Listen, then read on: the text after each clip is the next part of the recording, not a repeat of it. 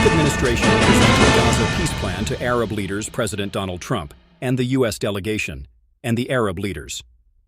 We presented what we call the Trump 21-point plan for peace in the Mideast. In Gaza, Witkoff said at the Concordia summit in New York, I think it addresses Israeli concerns, as well as the concerns of all the neighbors in the region.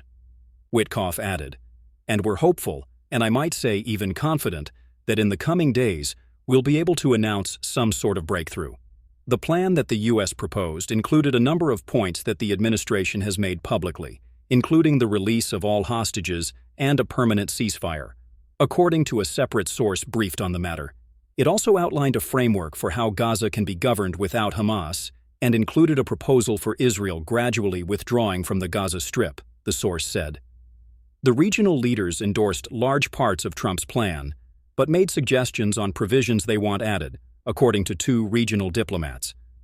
They made a series of points that they wanted to be included in any final plan for Gaza, including no annexation of the West Bank by Israel, maintaining the current status quo for Jerusalem, ending the war in Gaza and bringing back all the hostages held by Hamas, increased humanitarian aid to Gaza, and addressing Israelis' illegal settlements, one of the regional sources explained. The meeting was super useful, said one of the diplomats, explaining that details were addressed. The new momentum comes after Israel carried out a deadly strike against Hamas in Doha, which halted all ongoing talks through intermediaries between Hamas and Israel. During a trip to the region following that strike, Secretary of State Marco Rubio injected some urgency into the need for a negotiated settlement, saying time is running out to reach a deal to end the war. The Qataris significantly offered this week in the meeting with Trump to continue playing a mediating role if they received assurances that there would not be any future Israeli strikes in their country following Israel's strike earlier this month, one of the regional sources said. The leaders agreed that they would meet again with the Trump administration to address the ongoing efforts, and that meeting took place with Rubio on Wednesday. Rubio said at the beginning of that meeting that very important work is ongoing, even as we speak, with regard to a future for Gaza and the Palestinian people.